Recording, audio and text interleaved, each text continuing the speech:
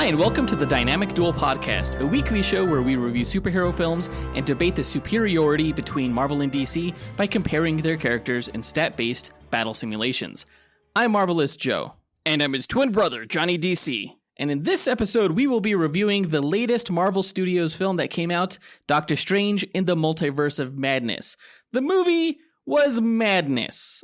Yeah, I think I enjoyed it more than most people. I don't think I enjoyed it as much as you did, but we'll talk about it. We'll get to every detail in a review later on in this episode.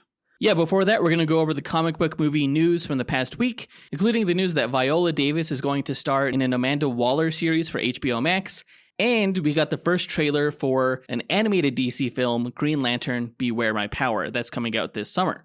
As always, we list our segment times in our episode description, so feel free to check out the show notes if you want to skip ahead to a particular topic. And guys, don't forget to join us on Patreon, where we offer ad-free episodes of this show via custom RSS feed, bonus content including top 10 episodes and bloopers, monthly live movie watch-alongs, and access to our Discord chat server. Check it out right after this episode at patreon.com/dynamicduel, linked in our show notes. Our lowest tier is only $2 a month. Please support the show.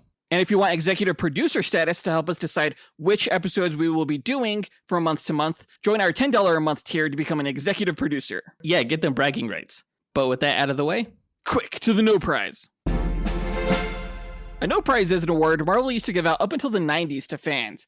Our version, the Dynamic Duel No Prize, is a digital award we post on Instagram for the person that we feel gave the best answer to our question of the week. Yeah, last week we asked, who do you want to see direct the MCU's upcoming Fantastic Four movie, and why? And that was coming off of the news that Jon Watts had departed that movie as its director. So we were looking for someone new.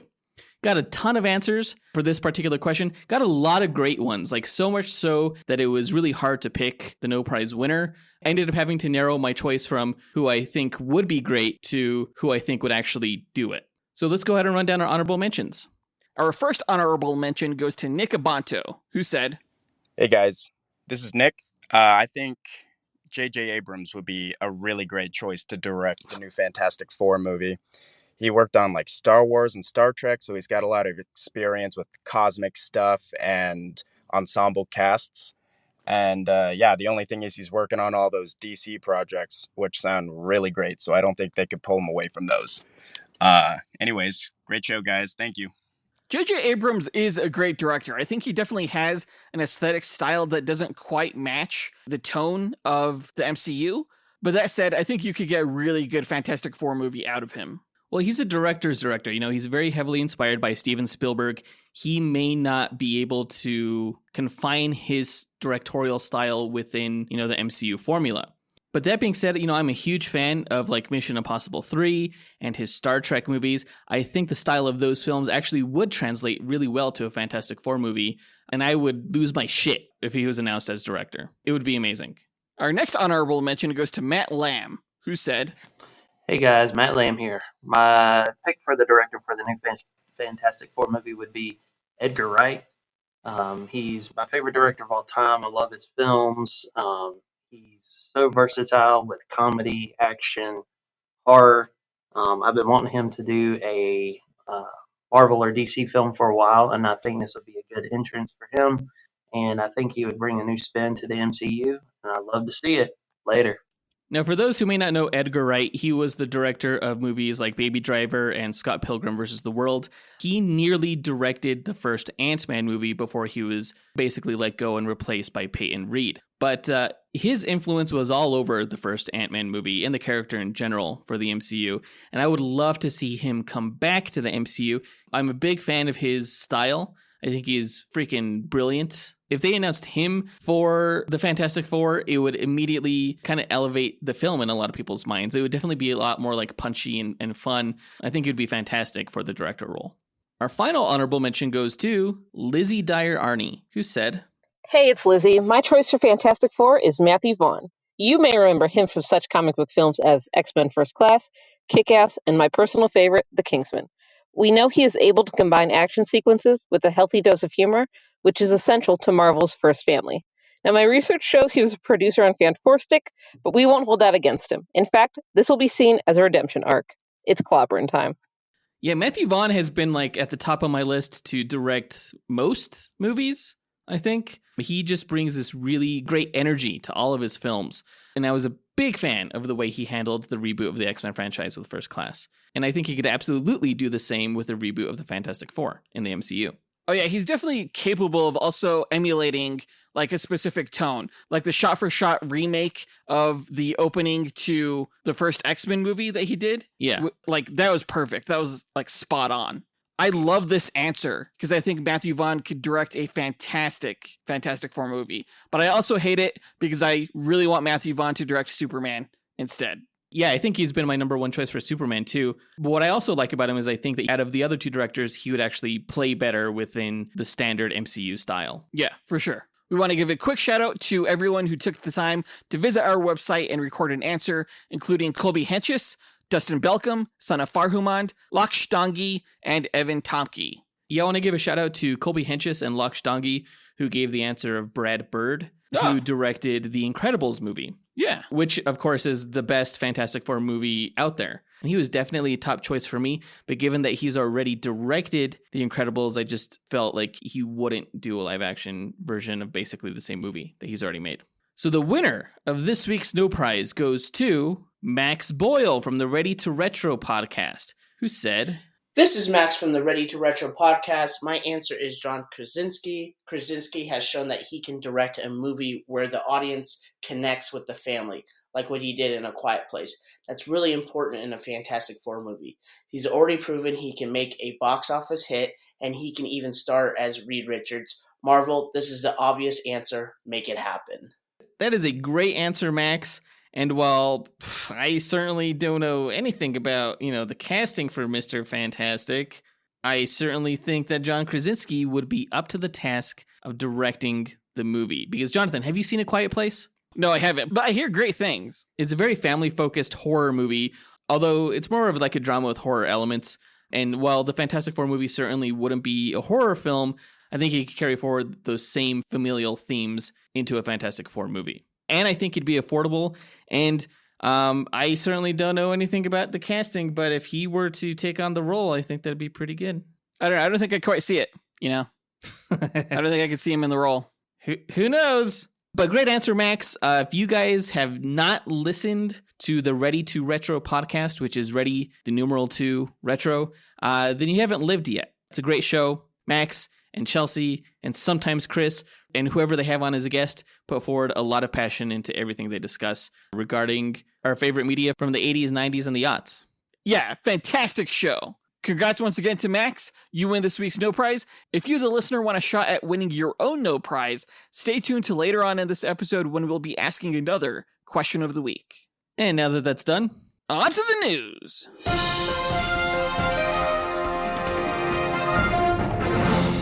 Okay, so last year we got James Gunn's film The Suicide Squad for DC, and earlier this year we got the spin-off series Peacemaker. James Gunn has been saying for a while now that there will be other The Suicide Squad spin-off HBO Max series, and it looks like we just learned what that next spin-off series will be. Viola Davis, who's played Amanda Waller in the film and in Peacemaker, will be starring in her own HBO Max series, though we don't know what the title of it is.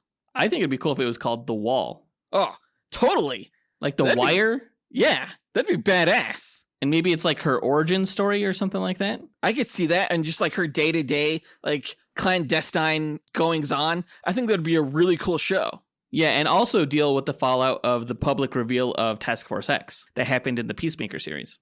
Yeah, like, just a show full of politics and intrigue and foul-mouthed bad guys. I'm all there for it. And Viola Davis, she, in my opinion, is a perfect Amanda Waller. She's a fantastic actress, and I'm really, really glad that she's getting this spin-off series. Like, when they announced the Peacemaker show, I was like, okay, yeah, that could work. But now that I'm hearing about this Amanda Waller show, I'm like, fuck yes. This is going to be amazing. I think it has tremendous potential for a lot of DC comic book characters to show up, like D-list ones, like the ones that died in The Suicide Squad. You could have a lot of fun with it. Yes. Like the detachable kid, he didn't die in the Suicide Squad from what we saw. He needs to make an appearance. And what's really interesting, though, is that it seems like they're continuing on like the DCEU with this show. since Viola Davis plays Amanda Waller in, the Snyderverse or the DCEU, whatever you want to call it, this is like the first project we're hearing that'll come after the Flash movie. So this is pretty exciting. I guess the show is going to be written by Crystal Henry, who also helped write the Watchmen series, which was fantastic. We reviewed that. In my opinion, it's the best comic book series television show that has ever been made. So there's nothing but good news here. Yeah, HBO Max has had some pretty solid DC series under its belt, and this sounds like no exception. I'm still wondering, though, when we're going to get that Green Lantern series they've been talking about. Never. Dude, that thing was like cast how long ago? We learned that Finn Wolfhard was Guy Gardner, and we haven't learned any other casting news about it since then. I don't even know if they're filming now or what is going on. I honestly think that the Green Lantern Corps show is not being made. But speaking of Green Lantern, it was announced last week that DC will be releasing a new animated film this summer called Green Lantern Beware My Power that revolves around Jon Stewart, which is really cool. Ever since our episode between Jon Stewart and Quasar, Jon Stewart has become like a favorite Green Lantern of mine, and I'm really excited to see him headlining his own animated feature film. It's set in the new DC animated universe alongside films like Justice Society World War II, Superman Man of Tomorrow, and Batman The Long Halloween. And it has that same animation style. So that's pretty cool. Yeah, I'm liking this new animated universe. I didn't love Justice Society World War II, but Batman The Long Halloween was a near flawless adaptation that I think really salvaged the new universe. Oh, yeah, that was incredible. It really makes me look forward to this movie. Yeah, they haven't really done much setup of the Justice League. I think it was just mentioned briefly in passing between Superman and the Flash in the Justice Society movie. But it looks like we already have a formed league already with some side characters like Green Arrow, Martian Manhunter, and others. Yeah, that definitely kind of threw me for a bit when I saw these characters already formed as the Justice League in this trailer. It definitely seems like Green Lantern, Green Arrow, and Hawk Girl are kind of taking the place of the Trinity on this Justice League team. Which is not a bad thing, because we've already gotten movies with, the trinity of Superman, Batman, and Wonder Woman. So it's nice to have a movie that kind of focuses on these other characters. Yeah, totally. I love the look of them. I love the fact that they were able to tie like the Thanagarians into what appears to be a story based on the Sinestro Corps War, which is overdue to be on screen. I can't wait to see how they adapt it. What is the Sinestro Corps War about? Well, Sinestro was a Green Lantern who, defected. He became a Yellow Lantern, but then he developed his own corps, started handing out yellow rings to other people in the universe who could wield the power of fear to go up against the Green Lanterns. It was a great storyline. If you want to learn more about it, actually, you could listen to our Sinestro versus Magneto duel episode. But I'm really hoping this is the first part of a trilogy that involves Blackest Night and Brightest Day. That would just be really cool. I'm really looking forward to the movie, which gets released on July 26th on Blu-ray, digital, everywhere. And we'll definitely be reviewing it. Yeah, really looking forward to it, especially seeing Jon Stewart as the lead. But that brings us to our question of the week. Who is your favorite Green Lantern and why? Record your answer at dynamicduel.com by clicking on the red microphone button in the bottom right-hand corner, which will prompt you to leave us a voicemail. Your message could be up to 30 seconds long, and don't forget to leave your name in case we include you on the podcast. We'll pick our favorite answer and award that person a Dynamic Duel No Prize that we'll post to Instagram. Be sure to answer before May 13th. We're recording next week's episode a little bit earlier, so get your answer in ahead of time. Yeah, I have a work trip. You know how it goes. But I think that does it for all the news for this episode, so let's go ahead and get into our main event, where we review the latest Marvel Studios film to hit theaters, Doctor Strange in the Multiverse of Madness.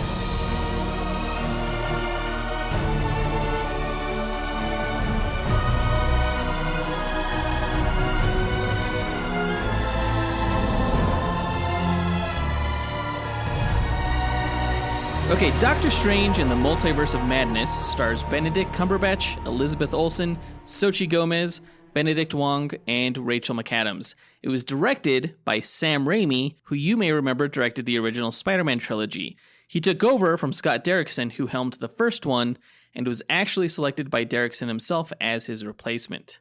Back in the early aughts, when Sam Raimi was promoting the Spider-Man movies, I remember him saying that another Marvel character that he would love to tackle would be Doctor Strange, because he was a big fan of the character's stories from the 1960s.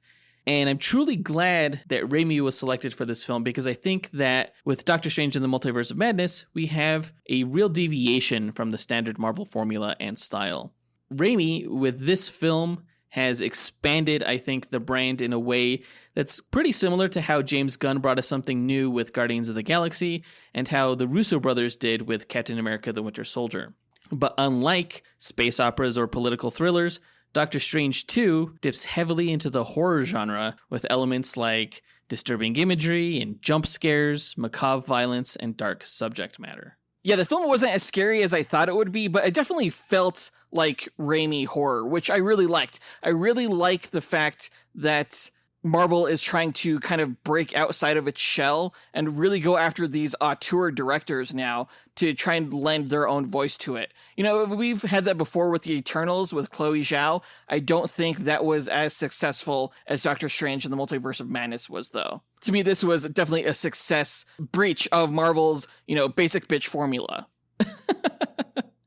Yeah, you're right. I mean, like, Zhao wasn't a superhero movie director, whereas Raimi very much was. He directed one of the OG superhero trilogies and actually kind of put into place what would later be expanded upon to become the Marvel standard formula. Right. But if you haven't seen the movie, like if you're out there wondering, should I see this? Is it scary? Is it not scary? Like Jonathan, I also agree. I don't think it was actually scary. You're not going to be like disturbed or have nightmares or anything. But I would say note the PG-13 rating. And also, if you haven't seen the film, stop listening to this review because we're going to discuss spoilers that happen in the movie. There are a lot of them, a lot of fun, cool surprises in Multiverse of Madness that you will want to experience without knowing ahead of time. So, also stay off the internet. See the movie as soon as possible, really. Oh my gosh, one of the most exciting surprises for this movie was spoiled for me ahead of time just because I was going through YouTube. I hate how Marvel fans do that. You got to give people a week to see the film. Please. Yeah. And here we are with our spoiler review, but, at least we give people fair warning. But back to the horror aspect of the movie, you're right. Sam Raimi leaves his mark on this film in a way that few Marvel directors seem to be allowed to do. Like, if you take the first Doctor Strange film, for instance, which, again, was directed by Scott Derrickson, who is a master of horror in his own right, but he still made a formulaic Marvel origin movie with the first Doctor Strange, which is one of our criticisms of that movie. Yeah, I don't want to knock Scott Derrickson at all, but it definitely felt like Sam Raimi was more familiar with the comics. Yeah. He may not be, but I could definitely see his love for the character in this film in a way that I really didn't in the first Doctor Strange movie. Right, yeah. I remember saying on this podcast back in 2016 that while the first Doctor Strange movie was an enjoyable introduction to Marvel's mystic side, I said specifically that I was hoping for something darker and more unique. I think that's exactly what we have here in Multiverse of Madness. I'll say this for the film. It's almost everything I've ever wanted from a Doctor Strange movie. I really liked it, and I'd be hard-pressed to describe my ideal Doctor Strange movie without it having many of the same elements shown here. It was dark, weirdly bizarre, that's a must, highly ambitious, and it really explored some uncharted territory for Marvel in terms of tone. But I do think that because of that tonal difference, I wonder how successful the film ultimately is going to be or how well it's going to be regarded. Because I know there's a large subsection of audience members and families who go to Marvel films for their fun, adventurous humor and don't really have to face things like reanimated zombies, skeleton wraiths of the damned, blood-drenched witches, dark magic demons, and, death by fence impalement and whatever it's called when someone is cut in half by a vibranium shield. There's quite a few elements here that wouldn't phase your standard 18 to 44-year-old main demographic, but it might turn off quite a few others, I think, who are looking for just another fun Marvel movie. Yeah, anytime Marvel tries to sort of stretch beyond their brand, I think there's some definite backlash. And there's not as much backlash against this film as compared to what I've seen for the Eternals, but it's definitely out there. A lot of it has to do with this darker, more violent, creepier kind of tone. But I think that's just one of several things that people are complaining about. Overall, I think MCU fans just need to read the comics more, though. I would definitely agree with that. Yeah, I think that there's a lot of people who kind of just watch the movies. And honestly, there's nothing wrong with that, but it does help to know the source material, see where things are coming from. And I don't know if that sounds elitist or anything, but do it for your own enjoyment. You actually get a lot more from these movies when you're able to recognize things from the source material, which we'll kind of discuss in a little bit. I thought what was great about Doctor Strange and the Multiverse of Madness was that not only did it tell a solid Doctor Strange story, it also gave us the next real chapter in the overarching MCU narrative after Loki. And that narrative is leading toward the universal incursions that lead up to the Secret Wars, 2015 Secret Wars story, which was written by Jonathan Hickman, one of my most favorite Marvel comic book arcs ever. Which I really feel like is jumping the gun. Can I just say that? Because I feel like you're really skipping to like the end of Marvel. Well, I think there's a reason for this. So basically, 2015 Secret Wars is the story of the multiverse, which after eons of expansion begins to contract back toward a singularity that will restart a new Big Bang and a new multiverse. And during this contraction, universes start colliding and destroying each other in what are called universal incursions. And it was up to the Illuminati, the greatest minds in the Marvel Universe, to figure out how to deal with these incursions to save their reality. And Thanos and his Black Order get involved, and Doctor Doom and Molecule Man.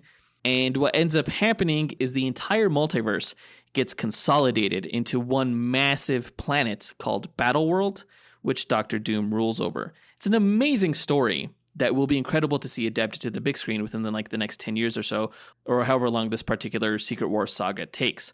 But it is my theory that this consolidation of multiverses within the Secret Wars arc is how we're going to get a combined MCU with the Fox X-Men and all the other studio characters into one world. Or at least mutants in general, things like that. Right, Inhumans and so forth. So I wouldn't say that this isn't necessarily happening too soon. I just think it's a necessity to make the merger feel organic. I don't know about that. I think it's excessive, and I think it'll be interesting and fun to watch. Well, how would you introduce mutants into the MCU, if not this way? Actually, at the end of this film, I would have had Wanda say, like, more mutants. Something like that, right? Because in the comics, in the, what was the House of M storyline, she said no more mutants. Right. This movie was partly inspired by House of M, so, like, why not just have her create mutants and then sort of have the ramifications of these powered beings on Earth played up on in future films? Well, there would be no reason for her to create mutants, that's why. She doesn't even know what they are. I could have written one. I could have written a reason. Okay. You know, but this movie, I noticed that it required a shit ton from audiences in regards to their MCU movie, Disney Plus TV show, and even some comics knowledge to fully enjoy. It expects a lot from the audience. Yeah, like I wonder how much of the general audience watched WandaVision for the Scarlet Witch reveal and Darkhold setup, watched Loki for the multiverse creation and Spider-Man No Way Home, you know, What If for Captain Carter's story, or even like the Inhumans for that matter. Like how many people recognized who Black Bolt was? Ugh. Dude, if you would have told me that Anson Mount's Black Bolt was going to be in this movie, I would have been like, you're fucking joking. Like, I would have figured that Kevin Feige would have died before acknowledging that Inhumans piece of shit miniseries that happened a few years back. Yeah, I probably would have agreed with you. He was definitely one of the bigger surprises that I saw. It was cool to see him in his, you know, standard outfit and everything, but it seems like they included Black Bolt not just as like fan service, but almost as a means to kind of correct the mistakes of the past, which it does seem like Feige is keen on doing, like we saw with the Mandarin in Shang-Chi. Yeah, I wouldn't say Black Bolt's appearance was surprising, more like a what the fuck kind of moment. But there were a lot of those in this movie. You know, Anson Mount was one of the best things of that Inhuman show. I don't blame him for the show's failure so much as like literally everything else. That's fair. You know, like beyond the MCU, it also seemed like people had to be knowledgeable of the X-Men films and maybe even be knowledgeable of some fan casting buzz around John Krasinski, you know? Yeah. Because I think otherwise people are like, hey, what is Jim from The Office doing here? You know? Yeah. Dude, honestly, I expected people to completely cheer when they saw that because I was excited for that moment, but my audience was completely silent. Really? I kind of felt like they were like, oh, did I miss something that I was supposed to have seen? Yeah. Has there been like another Fantastic Four movie or TV show that I just wasn't aware of? Right. And of course, there hasn't been. It's likely that Krasinski's appearance in this movie is signaling that he will be cast in the upcoming Fantastic Four movie. Although we're not 100% on that, it may have just been a nod to the fan casting. And if that's the case, that would suck. But I don't think it is. I think this is definitely a reveal that Krasinski is in as Reed Richards. and maybe Emily Blunt will be Sue. Who knows? That'd be great. That would be perfect. But when I saw the movie in theaters, there were cheers. Yeah, I didn't even get gasps in mine. Huh. What a lame group.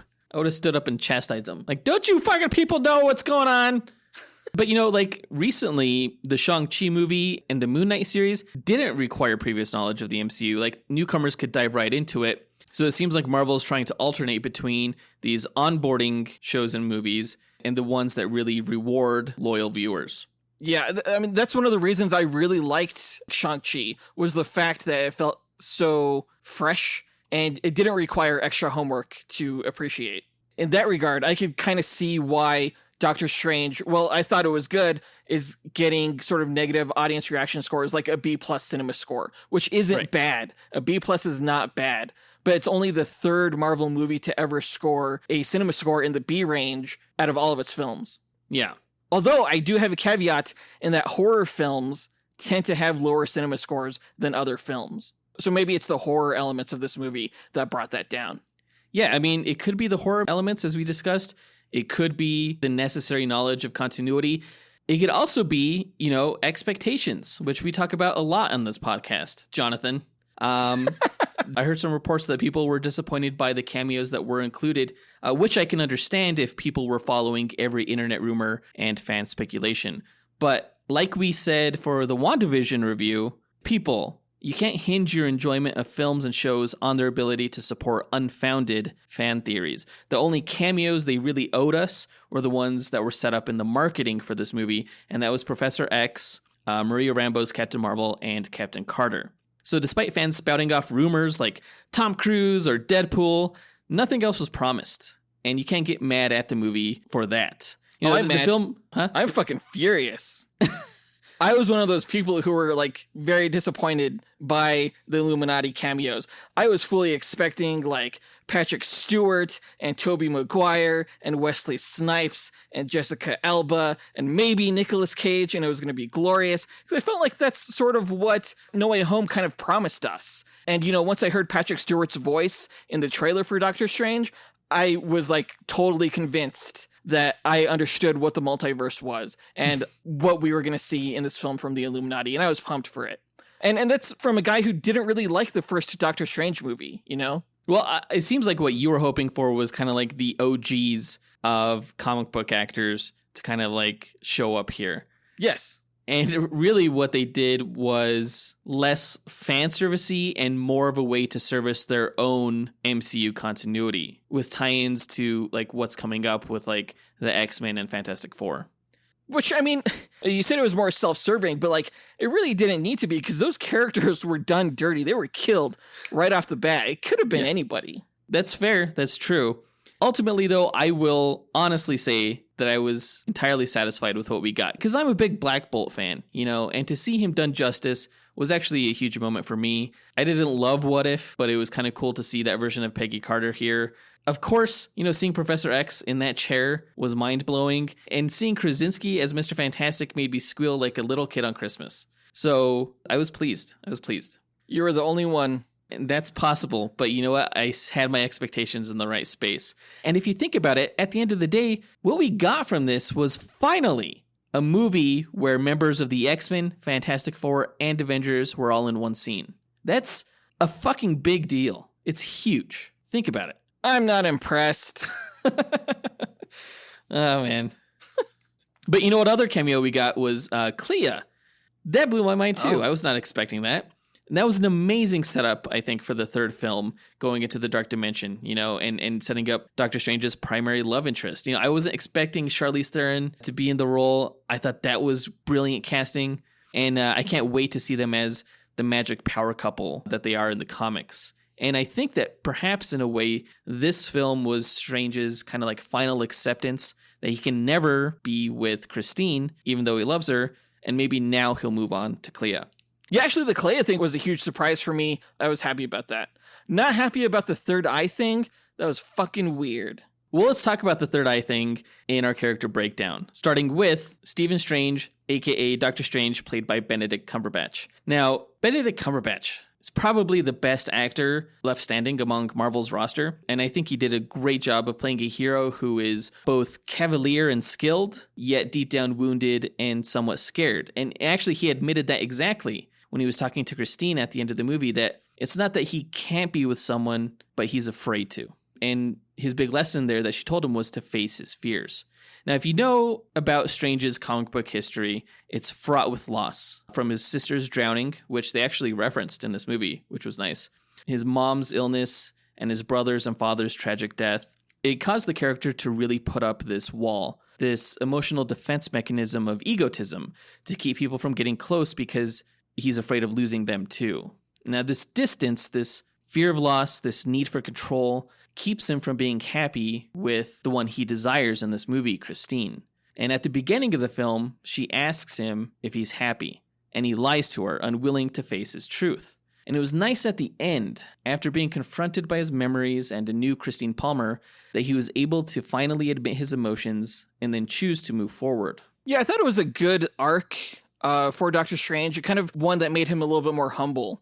I don't think it's any secret to our listeners that I'm not a big fan of Benedict Cumberbatch's Doctor Strange until this movie. I actually really liked him. In the past, I felt like he was just a little bit too much of an asshole. I didn't get that this time. I really liked his performance in the role. Basically, Doctor Strange learned how to kind of accept his circumstances and be happy with that. And of course, at the end, he's faced with an entirely new set of shitty circumstances, which is his corruption by the Darkhold. But true to his arc, it seems like he embraces his flaws as evident in his brief encounter with Clea, and we'll see where that takes him in the next movie. I just really didn't like how the movie ended with this like kind of horrifying scene of Doctor Strange just screaming in the street. No, I loved the that. next time you see him, all of a sudden, he's fucking fine with it, you know? I'm like, what the hell happened between those scenes? Well, it is interesting how it ended with him walking and screaming, and then the mid-credit scene started with him walking again. You know, it felt almost like a continuity error. But I love how the movie ended on that scream. It was such like a horror movie, like a Sam Raimi horror movie. Oh, yeah, totally. It reminded me of something like Invasion of the Body Snatchers. Like, to me, like that is like the most horrifying ending of any movie. Just so bone-chilling. And I definitely got horror vibes from this end scene, too. Didn't like it. I did not appreciate it. I loved that. I think the scariest ending to a horror movie for me that I've ever seen is Carrie. And it was interesting how some parts of this movie actually felt like that too, with Wanda bleeding from the scalp and like having all this telekinesis powers. But anyway, in regards to the third eye thing, in the comics, Doctor Strange was always a practitioner of white magic, which he learned from the Ancient One. And he didn't really start dabbling into black magic until his fight with the evil deity Shumagorath after the Ancient One died. And when he started practicing, it fucked him up. Like, it really took a toll on his body. And he aged, and he became pale, and his hair turned white, and he had to wear an eye patch because he lost an eye and everything. What? And that's what black magic does. You know, it corrupts the body. And eventually he became one with Shumagorath, and he killed himself and ended the threat. And later on, his soul was revived, cleansed of its corruption. But it took a heavy toll on him, and he just kind of had to roll with it. And I think that's what's going to happen here. I think this corrupted Strange is pretty fascinating. Like, he's still fighting evil despite this taint on his soul. Is that third eye the Eye of Agamotto? It's possible. It has manifested that way in the comics before, but he's still wearing his Eye of Agamotto pendant and everything. So we'll see. I have a suspicion that's the case, though. Okay. I hate it a little bit less, but just a little bit. Like, slowly corrupted, monstrous Doctor Strange fighting the corruption is actually a pretty solid character arc for him. What I think this movie did really well was take the magic that was presented in the first Doctor Strange movie, which was largely limited to like sparkly shields and sparkly whips and the mirror dimension, and really went all out there with it. Like, the magic in this movie was weird. The spells were like all over the place and felt very wacky, like the comic book magic. Are you talking about the music scene? That's one of them. Yeah. Because that was fucking stupid. Did you hate that? I loved that. I hated that. That was dumb. I absolutely loved that. It felt very much like the 1960s books where like Doctor Strange would be resourceful and use like kind of what was around his environment. And if you have two wizards duking it out where there's a bunch of instruments around, of course they're going to use like the magic of the instruments. There's just so much versatility within the world of magic that you can do stuff like that. I loved it. I thought that was pretty awesome. I think other people would question it. Yeah, I think everyone did. But that's the thing. Like, if you have the answers for the magic, then it's not magic, right? Sometimes it just is. If you're able to explain it, then it becomes more of a science. I just kind of felt like I had expectations for what the magic would be. And then it really kind of all fell apart on me. Like, I didn't understand what the difference between Doctor Strange's magic versus witchcraft was. Like, they mentioned that witchcraft used runes. But I'm like, bitch, you've been using runes this whole time. No, they use mandalas, which is different. Well, he used runes in No Way Home. Oh, that's right, he did. But, like, he wasn't summoning demons like Scarlet Witch was. Oh, that's the difference. Okay. He wasn't using runes to create monsters. I feel like they broke their own rules. I don't think they did. But if they did, they didn't break the rules of this movie. Because this movie had no rules. It was the multiverse of madness. Let's go ahead and move on to Wanda Maximoff, a.k.a. Scarlet Witch, who is played by Elizabeth Olsen. Dude, Elizabeth Olsen was so fucking fantastic in this movie. I think largely due to Sam Raimi's direction that transformed her from, this grieving woman in WandaVision to this pretty evil, relentless, monstrous woman.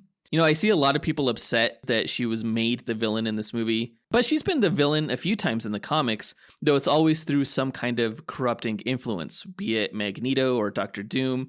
And in this case, it was the Darkhold that she started using at the end of WandaVision.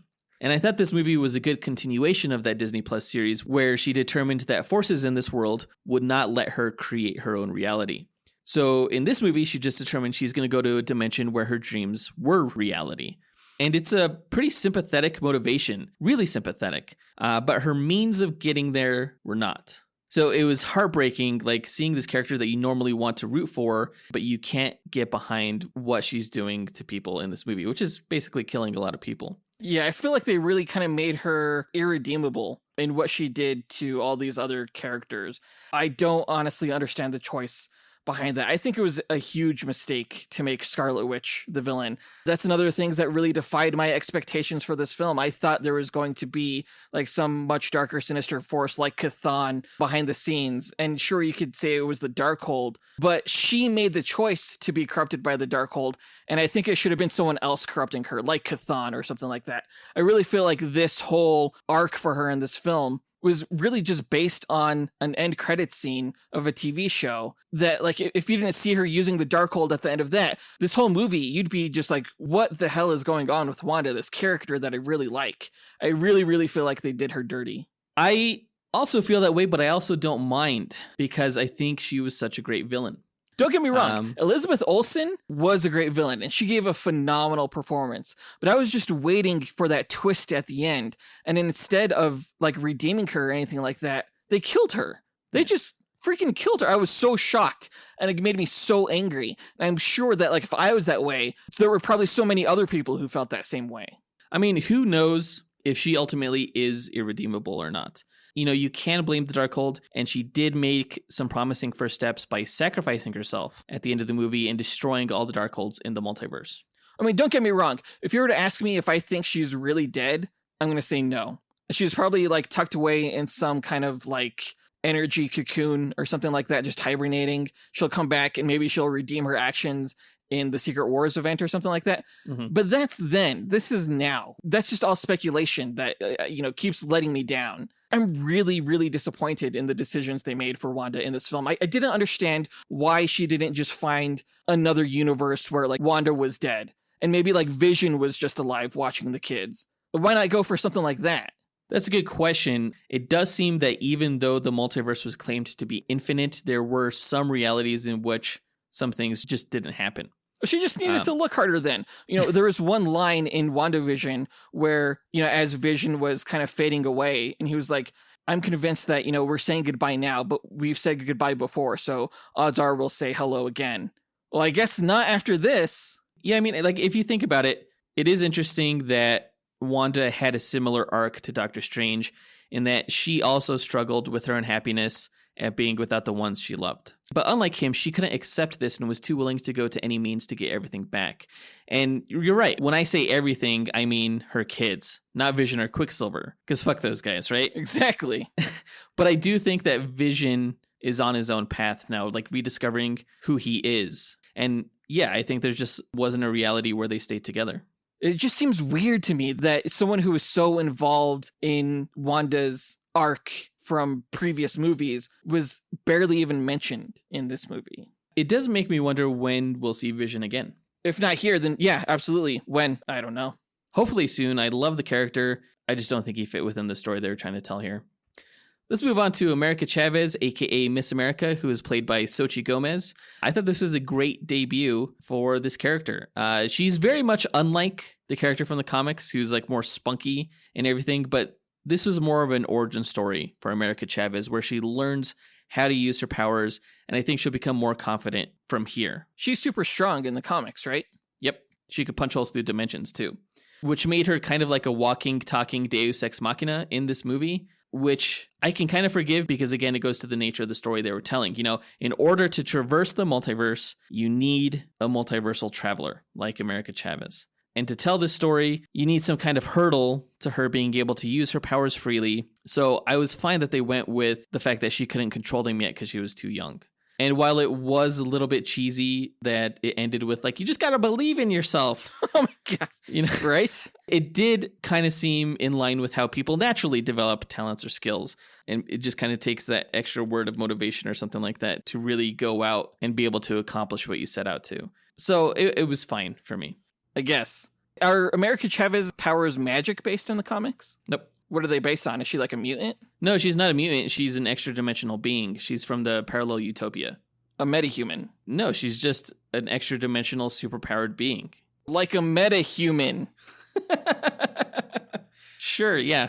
You know, I thought Xochitl Gomez did a good job in the performance. I'm not too familiar with America Chavez from the comic actually at all. But I do got to say, like, I don't really think she was necessary to this film. You know, I think if Scarlet Witch maybe just figured out how to traverse the multiverse from the Darkhold and Doctor Strange and Wong kind of like followed her or whatever, I think that could have worked too. I feel like America was really just planted in this film to set up Young Avengers. I don't think so. I don't think that's the case. While I do think there's certainly a future for Miss America within the MCU, I think they included her because she's popular in the comics. And because they didn't want to make this a multiversal chase movie, I guess. It was better for Wanda to be chasing them, because that's scarier than them chasing Wanda. I could see that. But if I had a choice, I think I would replace Miss America with Vision in this movie. No, I like Miss America. I know what you're talking about. I don't know enough about her. I'm not interested in her. She wasn't interesting enough. You know, I like Vision. I want to see Vision. Bring Vision back. Let's go ahead and move on to Wong, who is played by Benedict Wong. He was cool in this movie. I always love him as a bit of comic relief. It was cool to see him in charge as the Sorcerer Supreme, like commanding the magic schools of witchcraft and wizardry from Hogwarts and from China. That's right. I liked the little gag that he had with Doctor Strange about like bowing in the presence of the Sorcerer Supreme and stuff like that. Yeah. I thought that was a nice little bit of banter. He's such a great side character. I loved Wong in this movie. I loved that he had a much larger role than he has like in previous films. Yeah. I didn't know I needed more Wong in my life, but apparently I do. But with which hairstyle though? Oh, right? Damn it. Why didn't the continuity team find that? Like in the same scene, you would have Wong who's like almost bald with like a really short cut. And then in the next scene, he'd have bangs. And I was like, what? It was crazy. Like, what were you guys thinking? Like, fix that in post or something like that. Seriously. Before it comes out on Blu-ray or something. Because it was distracting, honestly. I kept noticing his hair. Yeah. Let's go ahead and move on to Christine Palmer, who is played by Rachel McAdams. I thought she was great here. I was glad that she got a somewhat more substantial role in this movie, or at least a more interesting role than she did in the previous film, where she was kind of just like generic love interest. Yeah. In this movie, she not only catalyzed Doctor Strange's whole emotional arc, she also got to play a multiversal variant of herself that really got to be proactive in assisting Doctor Strange in his journey. I don't know if she's ever played in any horror movies before. I can't think of any off the top of my head, but she probably got like the most Sam Raimi moment out of this entire movie. I really liked Christine Palmer's role in this film. There was one moment that I literally rolled my eyes and I was like, fuck that. And it's when she was like, go to hell. Yep. That's exactly what I was talking about, that Sam Raimi moment when she saw like the special magic artifact that could shoot fireballs or whatever. Yeah, that she just happened to recognize and like knew what it did. Yeah, well, I mean, like this version of Christina has been in the Sanctum Sanctorum before, but it reminded me of the scene that Sam Raimi did in Spider-Man 2, where it kind of turned into a horror film with Dr. Octopus's tentacle arms coming to life. Yeah. This was that moment of this movie. It was purely there as a fan service moment, and you can't not have that. Even though I'm sure so many people were like, what the fuck was that? Yeah. Cut that, put in Vision. It would have been fine. God damn, you and Vision. Always with the Vision. It's always Vision with you, man. But no, I thought the rest of Christine Palmer's scenes were good. I agree that they definitely helped solidify Doctor Strange's arc in this film. She was definitely more important here than in the first one. So I'm glad they included her. I'm glad they asked her back. I guess Rachel McAdams was surprised that they even wanted her back. Yeah, although I don't know if she'll show up again, because her whole kind of role in Doctor Strange's life, I think, is done. Yeah, I mean, if he just moves on to Clea, I don't think we need any more Christine Palmer. I think she's served her role. Let her be happy. But that does it for all the main characters in this movie. Let's go ahead and get into our story highlights. The film starts off with Defender Strange and America Chavez running from this demon to get the Book of the Vishanti. And I call him Defender Strange because that was the outfit that Doctor Strange wore at a time when he was a member of the Defenders superhero team. But the demon captures America. She sends them through a star portal into Universe 616, which is the MCU timeline. Doctor Strange wakes up from the dream and he goes to Christine Palmer's wedding, where he just feels really down that he didn't get the girl. I thought it was a really touching moment when Christine told him that they never would have worked and he asked why. Really, really great performances on both their behalves. I thought they just nailed it. But we got into the action pretty quickly because the Shumagorath looking villain Gargantos comes to New York City chasing America Chavez. I thought it was a great action scene. It was pretty fucking gross how the monster got defeated. Ugh, with the eyeball like being torn from its socket. And then the empty eye socket, I was like, nasty. Yeah. From there, Wong and Doctor Strange take America to a pizzeria where they learn that she can travel among dimensions and that, dreams are windows to multiversal selves. They see the dead Doctor Strange that was brought into this universe and Doctor Strange buries him. I'm like, that's gonna pop back up sometime in this movie. Absolutely. You already saw like the Evil Dead like hand reaching up from the ground the moment he buried him. I was like, yeah for sure. They determine that these monsters are being controlled by witchcraft, so Doctor Strange goes to visit Wanda to get her to help, but she reveals that she has been the one that has been chasing America Chavez. Which was so sloppy, the way she just accidentally dropped the name America. Oh, yeah, the lie. Well, I did think it was a pretty good line where she was like, the hex was easy, the lying was the hard part. But the shift in her performance between like sad, grieving Wanda and like badass, evil Scarlet Witch, I thought was flawlessly executed. She did look great. Her costume looked amazing in this movie. Yeah. So did Doctor Strange's. The costuming in general, except for maybe like America Chavez, it was all great. Absolutely. From there, we go to the Battle of Kamartaj. We got a cool cameo from Rintrah the Minotaur, who lived with Wong and Doctor Strange for a while in the comic books in the Sanctum Sanctorum. I thought that was pretty cool to see him.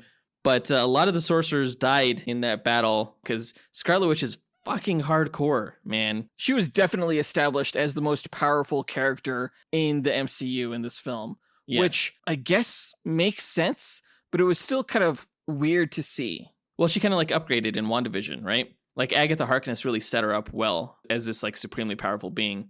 My favorite moment of this fight scene, though, was when she entered into Kamartaj and they like tried to trap her within this weird mirror dimension illusion where if she used her powers, these glass shards would come and stab her. And she got out of it by like traveling through reflections, kind of like Mirror Master from The Flash or something like that. Yeah. And when she crawled out of that gong, it was like this freakish scene from the Ring movie or something where it was almost like stop motion animated and she was like upside down and like all kind of disfigured and stuff like that. I was like, this is a horror movie. There we fucking go. That's awesome. It was totally from the Ring, like when she crawled out of the TV. Yeah. 100%.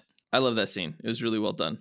So she manages to capture America Chavez, who creates the star portal again, and her and Doctor Strange travel through the multiverse, in which I thought was a really cool scene, reminiscent of when Doctor Strange was put through multiple dimensions by the Ancient One in the first movie. But here they like went through this like ice dimension, and there was this like future tech dimension. At one point they were a cartoon, which I thought was like so wacky. That threw me off. And the painting one threw me off because Yeah. like in Loki, the different multiverse universes were just like slight variations of our own. But like one where we're paint, I don't see that branching off from the sacred timeline.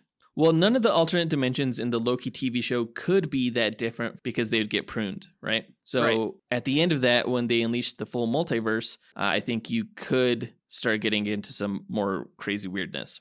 They land in this new dimension where they meet Baron Mordo, who warns them about dreamwalking, which was a pretty cool concept, I thought. But he drugs them to take him in front of the Illuminati because this universe knows how dangerous Doctor Strange can be. They don't trust him. Scarlet Witch dreamwalks into the body of Wanda, who's raising her kids, but it gets interrupted when the Darkhold is destroyed by one of the surviving sorcerers. What really confused me was why there were so many Darkholds, but only one book of Vishanti. It's an interesting question. My theory is that Mount Wundagore is in a multiversal gap, kind of like how the Vishanti is in a multiversal gap, but copies were made of the Darkhold's contents, whereas copies were not made of the Vishanti's contents. That's an interesting theory. I actually really like that theory. So there's only one Wundagore mountain throughout the entire multiverse. Kind of like how there's only one pedestal of the Vishanti. Okay, that actually answers another question I had down the road because I was confused as to why Wundagore Mountain being destroyed would destroy Darkholds from throughout the multiverse, because I just assumed that there were multiple Wundagore Mountains throughout the multiverse. But if there's only one, it makes sense why the other Darkhold books would be destroyed. I like that theory. Doctor Strange goes in front of the Illuminati. Again, I was just blown away by that part. I know that you were disappointed. Probably a lot of people were just expecting too much from the scene and probably maybe didn't know who some of these characters were, but I loved it. I love a lot of those characters. So was it like heartbreaking to see all of them die? No, I actually loved that scene in the same way that I liked Days of Future Past, because it felt like this alternate universe murder spree kind of thing where you don't really care what happens to these characters because they don't actually matter. Dude, how could you not care about like John Krasinski as Mr. Fantastic the first time we're seeing him on screen and he's turned into spaghetti like so unceremoniously? It was so anticlimactic. It's not my Mr. Fantastic, it's their Mr. Fantastic. My Mr. Fantastic would never have that happen to him. All right. I didn't understand why they had to lie about Doctor Strange. I think the statue was the Illuminati's way of paying tribute to a hero who did the wrong thing but whom they still respected. Hence the lie. I mean, even Black Bolt's last words to him were, "I'm sorry." And those were the words that destroyed him. Which is interesting because those were the exact same words that Black Bolt spoke in the Inhumans television series as he buried his brother Maximus on the moon. He said, "I'm sorry, brother." So literally the only words that we've ever heard Anson Mount say as the character was, "I'm sorry." I thought it was kind of hilarious, though, when Scarlet Witch took away his mouth. And he was like, "What?" And he blew his own head up. That was crazy. That made me sad. It's not my Black Bolt. It's their universe's Black Bolt. I got you. Wong and Scarlet Witch go to Mount Wundagore, which she discovers is a temple to the Scarlet Witch, where on the walls are written the contents of the Darkhold by Chthon, who they say was the first demon. Of course, Chthon in the books is the ancient elder god of chaos, but here they just refer to him as the first demon. Scarlet Witch dreamwalks into the universe where the Illuminati are. She wipes the floor with them and almost gets to America Chavez, but Professor X manages to stall her. I thought that was a pretty interesting scene. Like they did something that the X-Men films barely did, which was portray telepathy as entering someone's mindscape. It was horrifying. It was how not Scarlet cool. Witch came out of like nowhere and snapped Professor X's neck. It was so disrespect. scary. The disrespect. That was at my Professor X. This chase scene that happened, I thought was really effective because Scarlet Witch was all bloody and she was like limping but running in a really scary way. And like she would like sometimes come out of nowhere in a jump scare. Yeah. I thought it was really well done. Although I do wonder why she wasn't just flying and was even bothering stepping on glass. For the chills, man, for the chills. Okay. It was chilling. Like I definitely jumped. But Christine, Doctor Strange, and America Chavez, they get to the Vishanti, and I'm like, pick up the book faster, you fool. Like, don't just, like, look at it and pull it out slowly. Like, grab it right away, flip through the pages, and take care of this shit. But Scarlet Witch manages to catch up to them, and she burns the book right away. And I remember seeing that, and I'm like, well, fuck, what's going to happen now? Right? She manages to tap into America Chavez's power to send Christine and Doctor Strange into a universe that is decimated by an incursion, and she takes America Chavez back to Mount Wundagore to usurp her power.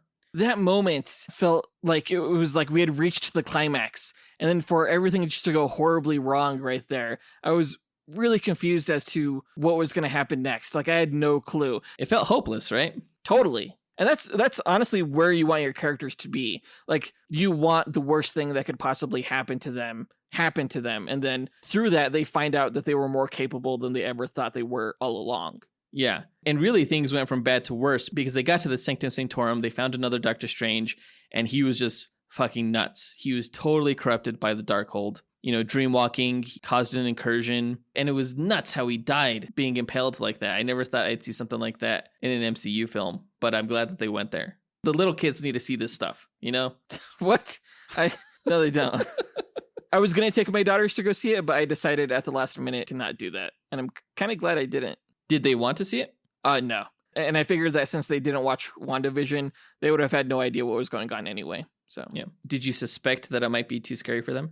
Yeah, I had heard rumblings that it was scary. That whole scene with the Darkhold in Doctor Strange, though, was so cool. Like, Christine comes in and she's like, "You're using the Darkhold?" He's like, "Sorry." And she's like, "What are you going to do, dreamwalk?" And he's like, "This is going to be much more than dreamwalking."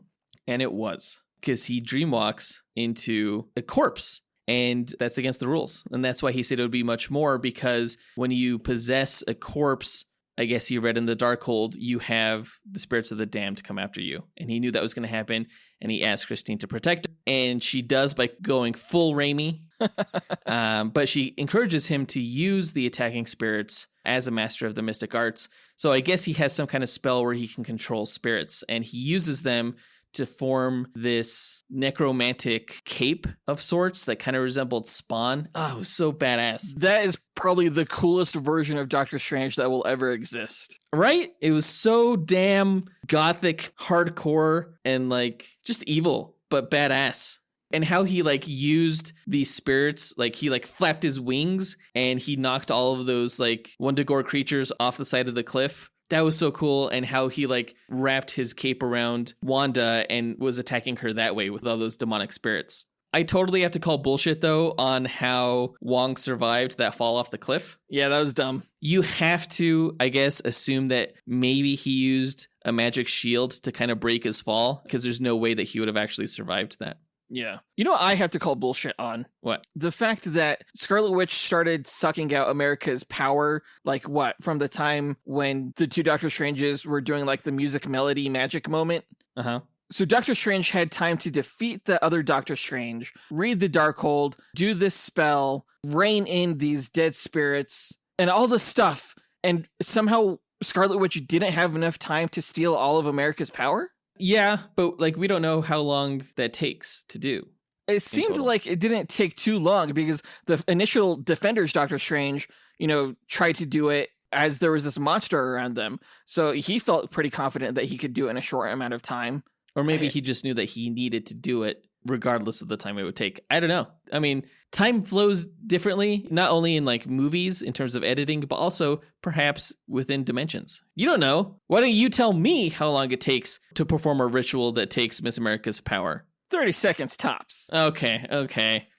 Zombie Doctor Strange convinces Miss America that she has had somewhat limited control of her powers all along, and she just really needed to tap into that she did know how to use her powers, and that gives her the courage to punch the shit out of Wanda and send her into the universe that she wants to go to, where Billy and Tommy see her as this monstrous figure. And it was really touching when the Wanda of that universe didn't seek like retribution against the Scarlet Witch, probably because she maybe understood where she was coming from in terms of her love for her kids. But her like touch of her cheek and the words like, "know they'll be loved," essentially made the Scarlet Witch realize the error of her ways. And she decided as a measure of redemption to basically sacrifice herself and destroy the Darkhold across the multiverse. It was so anticlimactic. You thought? I didn't think so. I did not like it. Why? I really, really wish, again, like I mentioned earlier, that it turned out Chthon was the main big bad, and then Scarlet Witch and Doctor Strange could have teamed up against him, and there would have been like this epic fight instead of like conversations, like in Wonder Woman 1984. I didn't like it.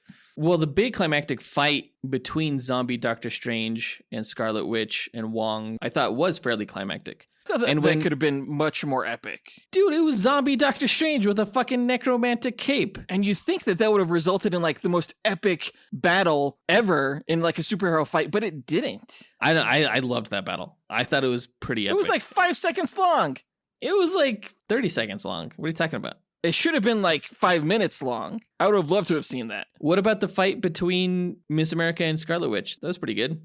Also anticlimactic. No, I actually thought it was pretty good. I didn't think there was less action there than, say, in the first Doctor Strange movie.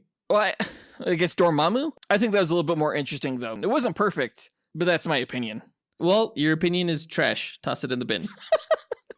But with Wanda dead and the Darkhold destroyed, Doctor Strange confesses to Christine Palmer that he loves her in every universe, which I thought was really touching, and becomes kind of emotionally vulnerable with her.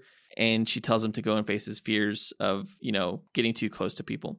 Through America's portals, they travel back to their native timelines, go to Kamartaj, where we see that Miss America is training to be a sorceress. And Doctor Strange and Wong have a nice conversation about being happy, essentially. Strange had an interesting line there where he's like, you think saving the world would do it for you, but not necessarily. And the movie ends with him essentially choosing to find happiness. He fixes his broken watch, which was kind of an analogy for his broken heart, essentially. And with his new watch, he struts out and then all of a sudden, freaks out. I love the way the music played in this scene and grows a third eye on his forehead due to the corruption of the Darkhold. But then we have the mid-credits scene where Charlize Theron pops up as Clea and she and Doctor Strange go into the dark dimension to help an incursion.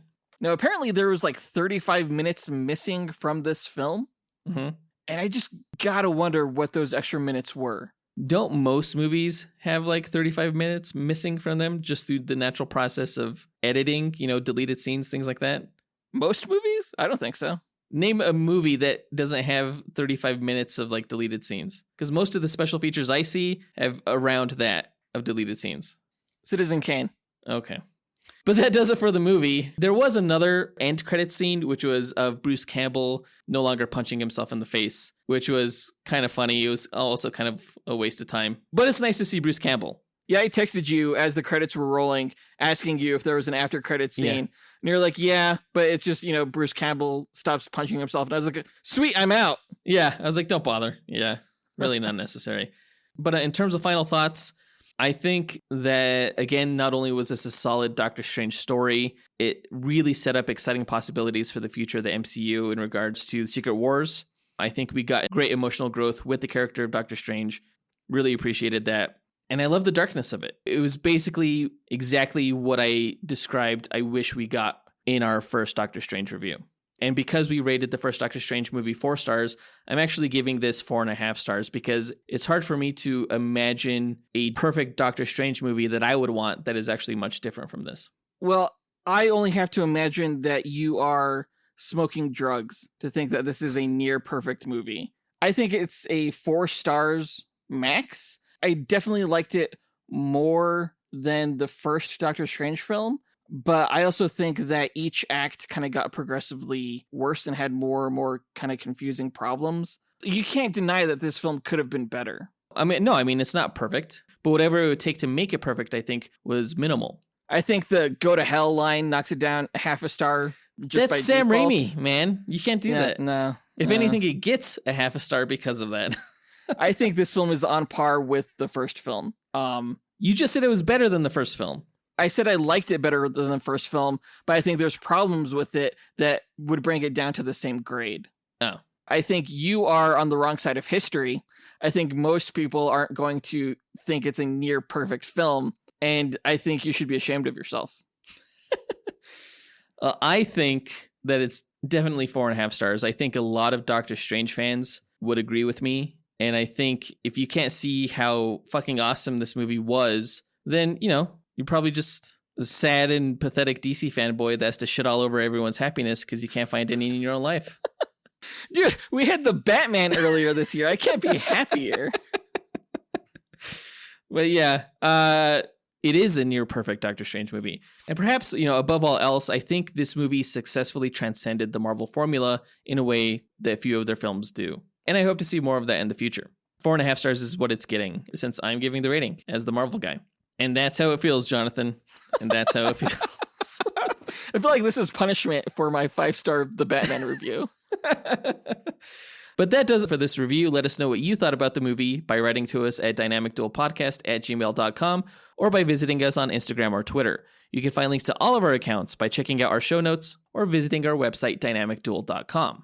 And on our site, you could also find a link to our Patreon page where we offer ad-free episodes of the show via a custom RSS feed, bonus content, including top 10 episodes and bloopers, monthly live movie watch-alongs, and access to our Discord server.